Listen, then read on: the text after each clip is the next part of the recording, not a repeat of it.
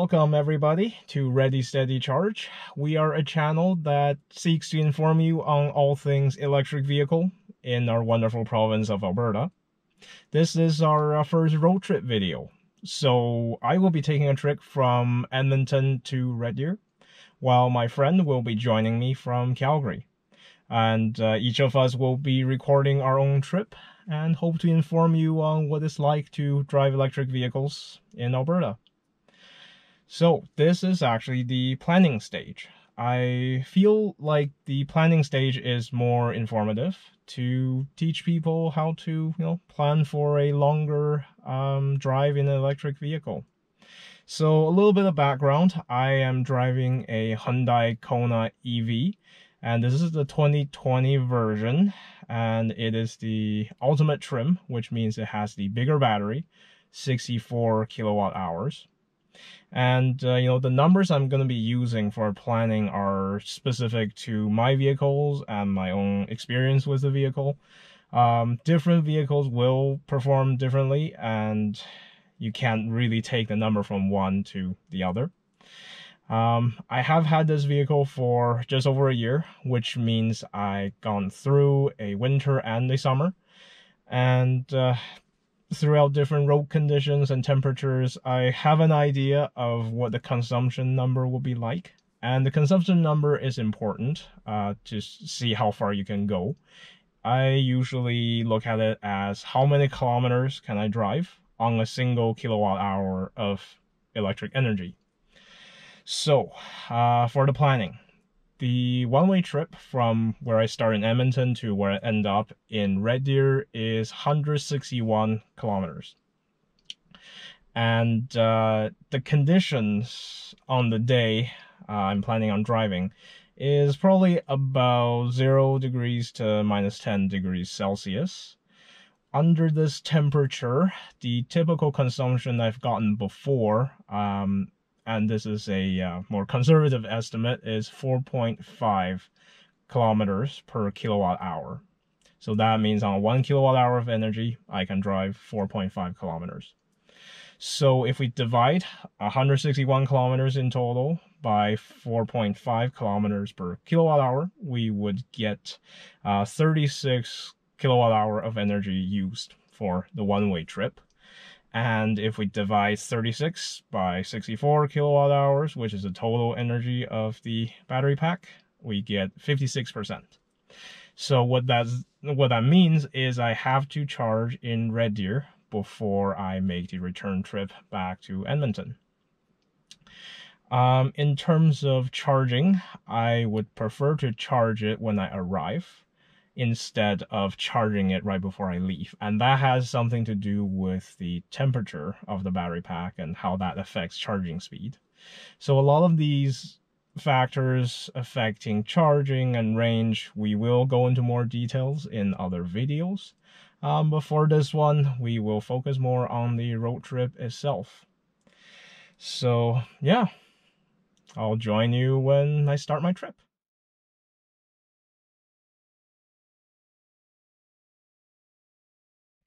Good morning, everybody.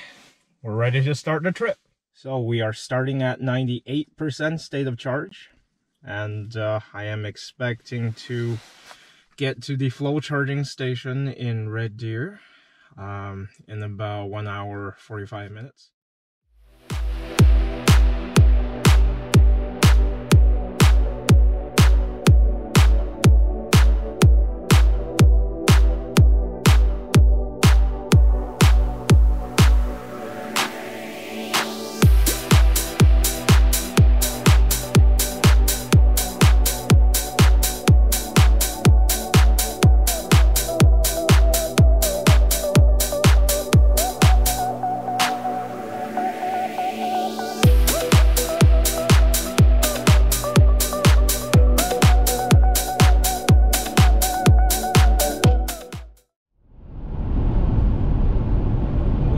On our way to Red Deer, just got onto the QE2.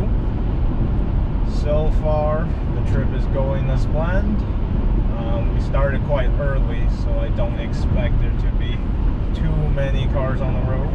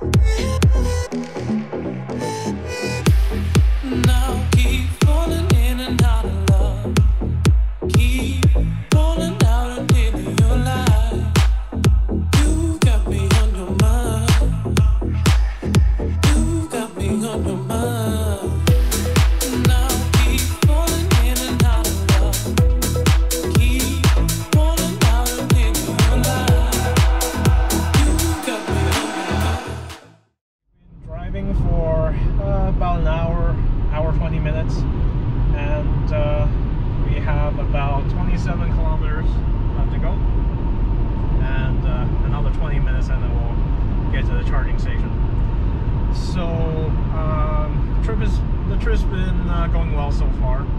Our battery is at 51%, and let me just show you the consumption number: 4.1 kilometers per kilowatt hour. So it's a little bit more than I thought it would be, but that's okay, because we're planning on going there, plugging in the charge for a bit, so we're gonna have more than enough to get back to Edmonton.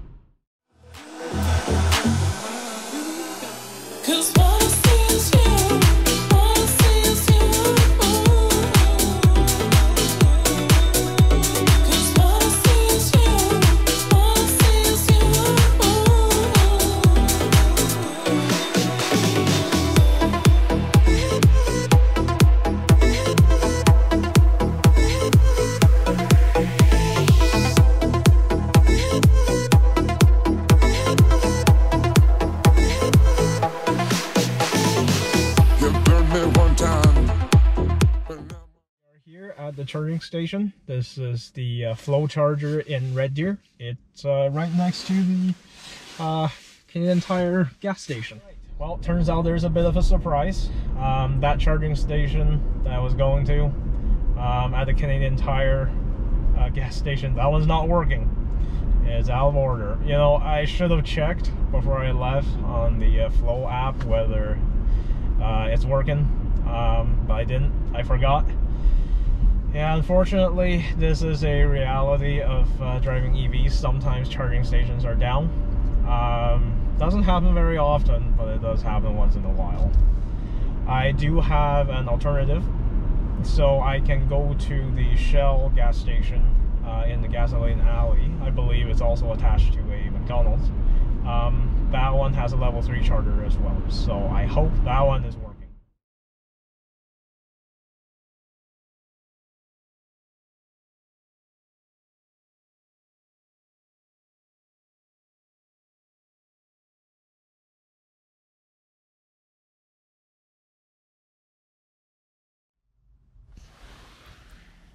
Okay, as promised, we are here at Shell, and this is a Greenlot charger. I have activated the charging with the app, and I'm gonna go and plug in the CCS connector.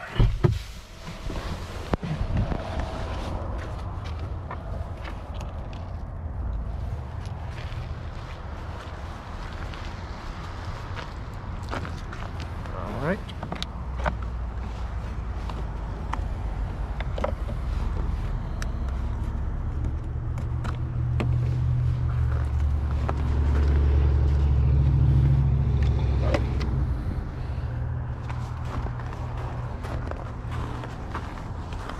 There we go.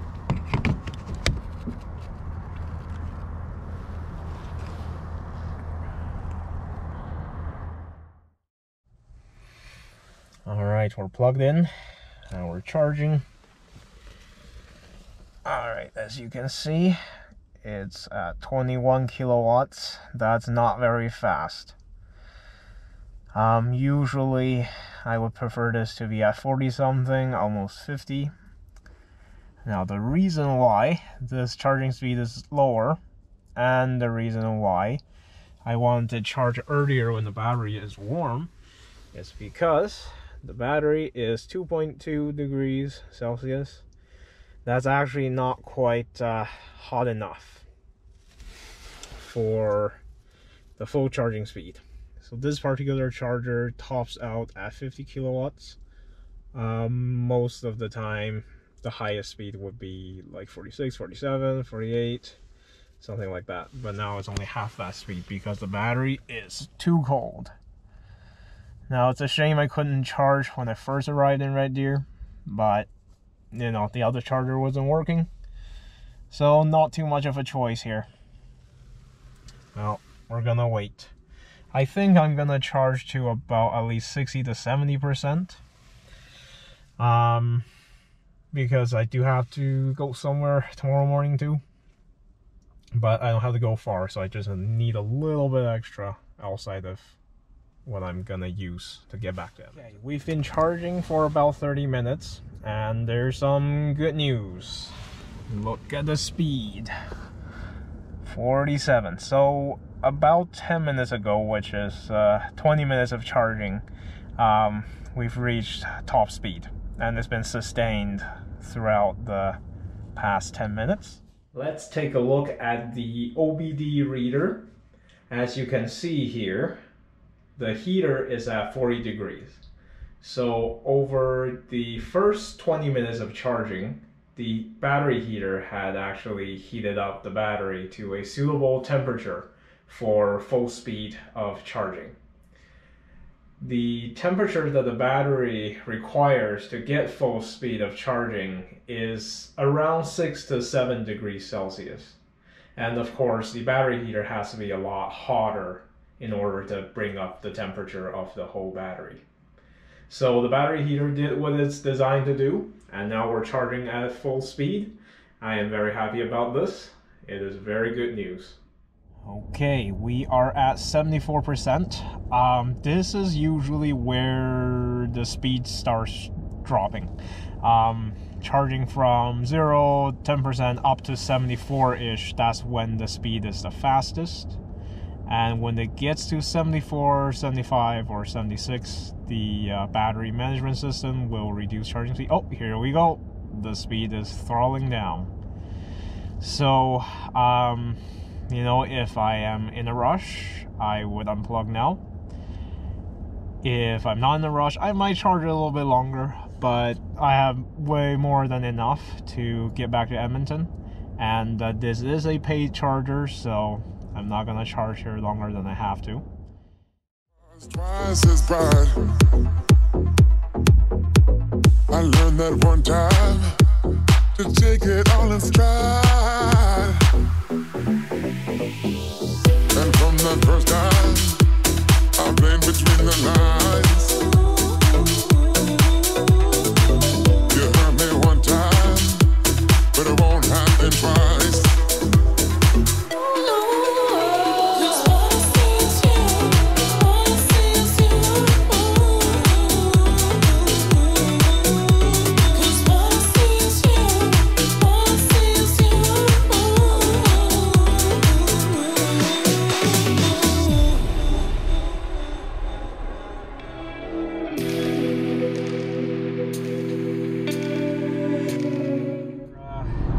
Drive. We are almost there. 19 more kilometers, about 20 more minutes. Battery status, we are at 30%. So we're probably going to arrive with about 25. So the consumption, I'll show you that.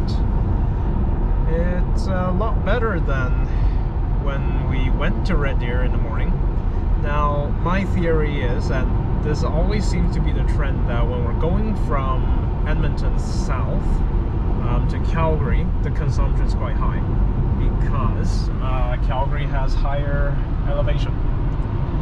And when we're going the reverse, the consumption's a lot better because we're going downhill, big downhill. So this is not unexpected, but you know, low consumption is welcome.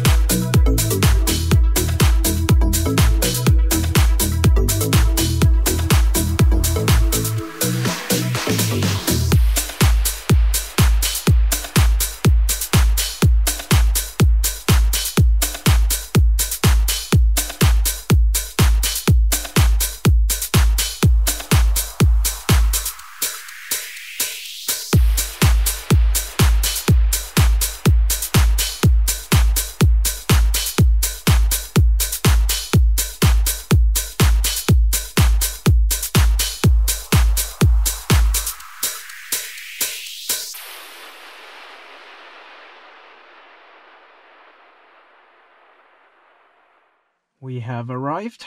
and here are the stats. So we have 26% battery left. I predicted 25, a little bit more than I thought. And here is the consumption numbers. So 5.1 is the consumption number for the return trip, and that's actually pretty good. Well, we are finished with our road trip today. Thank you for joining me. And yeah, it's been a little bit of a long day. What did we learn? So, always check if your charging station is working or not. I forgot to check in the morning, and if I did check, I probably would have went to Shell at the beginning and not have gone to the Flow charging station. Sometimes you have to expect these things on road trips. Sometimes charging stations are down, and a good way to do it is if you need to go to multiple charging stations while you're at your first one, then check if the second one is working. And sometimes, you know what, it might be occupied.